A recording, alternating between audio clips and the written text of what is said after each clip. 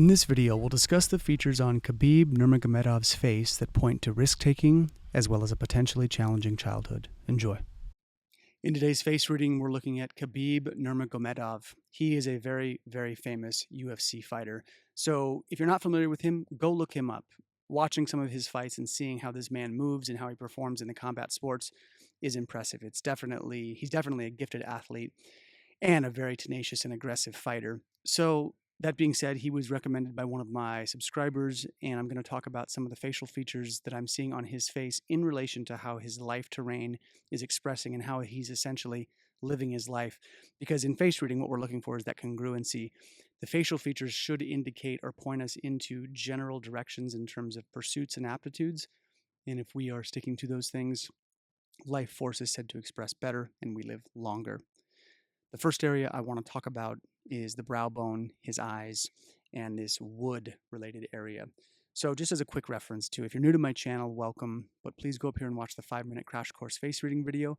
I just mentioned the word wood. So that video is going to talk to you about the 5 elements, what face reading is and isn't, but this is a branch of Chinese medicine, and if you're not familiar with face reading and you don't go watch that video, you could be a bit lost. So food for thought.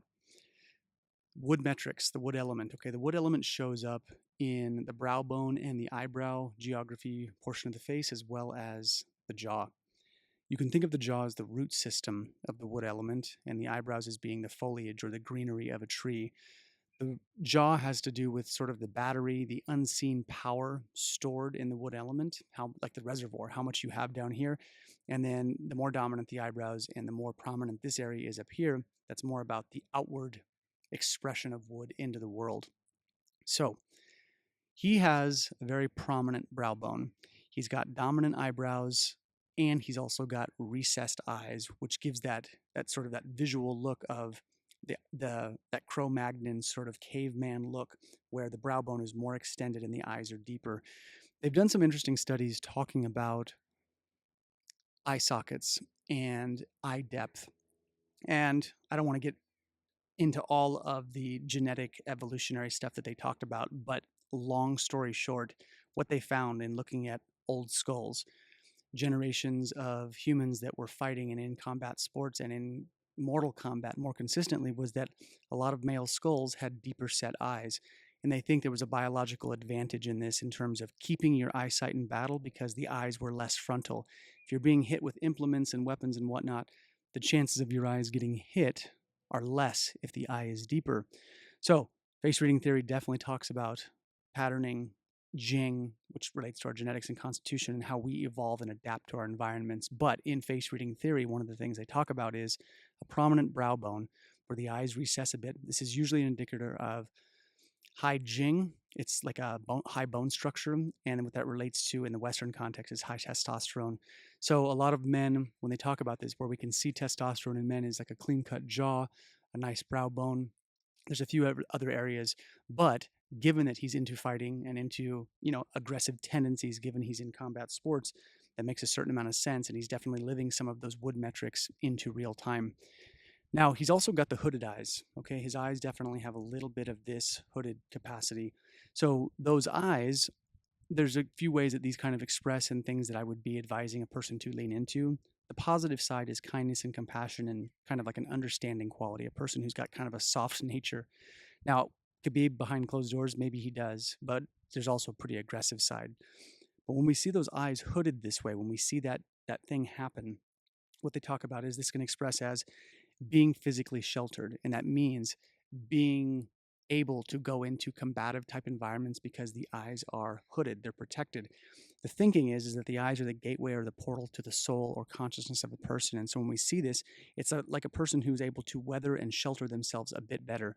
This can come in the form of a person who's able to sort of do the trials and tribulations of life and loss a bit better, or in combat sports, in physicality, they're actually able to defend and be well and go into those environments and be protected, more or less. So he's got that. The other side of it is it can be white lying. So a person, when they have these eyes, they say in face reading theory that a person can kind of tell white lies, or maybe even excessively so. But there's something about those eyes that are protective and shielding. And given, again, his ties to combat sports, these are things I would be asking him. There's only so much you can ascertain from looking at someone's face through pictures, but these are themes that are pretty consistent in terms of what I'm seeing with what he does. Now, he's also got big ears. His left ear doesn't have the cauliflower ear, which is that big lumped clump you can see on his right here, but large ears. This relates to the water element, relates to fear, and specifically when we see large ears, there's a big component when we look at large ears that deals with risk taking. So risk taking can be sexual risk taking, it can be financial risk taking, it can be physical risk taking like skydiving or fighting. A lot of fighters, if you look at UFC fighters and people, they have big ears. Again, it has this relationship to fear. The larger the ears, the more kidney energy that you can sort of handle and wield. And because the kidneys and the water element relate to fear, the bigger ears are said like you've got big capacity to deal with fear. If you look at Alex Honnold, the free solo climber, big ears, and that guy's response to fear is not typical. So outside of that, let's talk about his three sectors.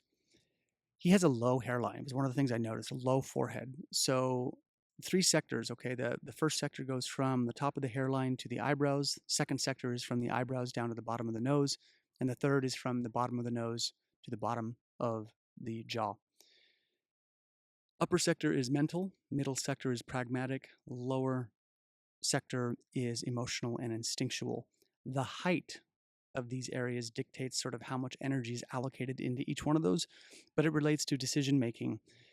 So when we talk about decision making, choosing to do something, choosing to move, choosing to strike, decisions, these sectors are said to sort of plug into how you want to operate when you make a decision. His face is slightly bottom heavy, which means he has more energy in the emotional and instinctual capacity. Practical is second, and then the mental, that's the mental sphere up here. That is that kind of like logistical detail thing. So in terms of, according to face reading theory, the way he should fight, the way he should navigate his life terrain too, like is predominantly emotional and instinctual. Go with your gut feelings, then kind of look at it from the second layer, which is pragmatism. And then lastly, crossing your T's and dotting your I's is sort of the last metric.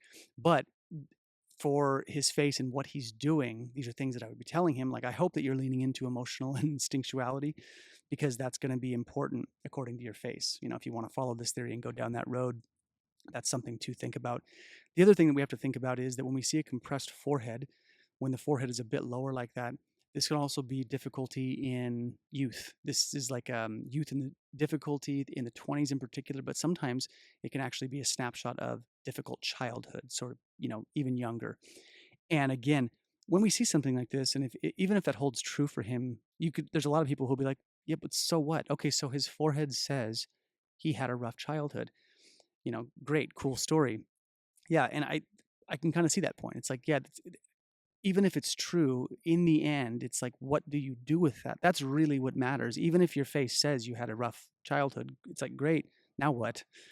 So with this, when we have a shorter compressed forehead, what I always tell people is that face reading should put you into a state of acceptance.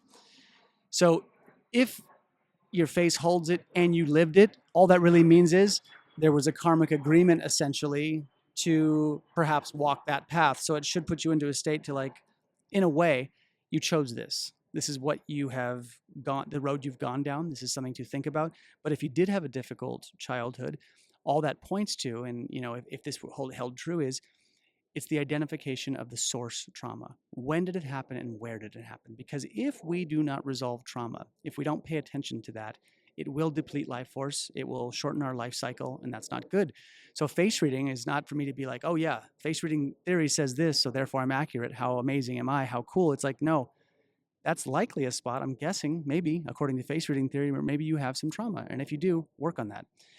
And the other component to think about is that a lot of fighters, a lot of people who go into these kinds of arts and these things, they don't necessarily need to work on their trauma right away. Sometimes they use that trauma as emotional leverage.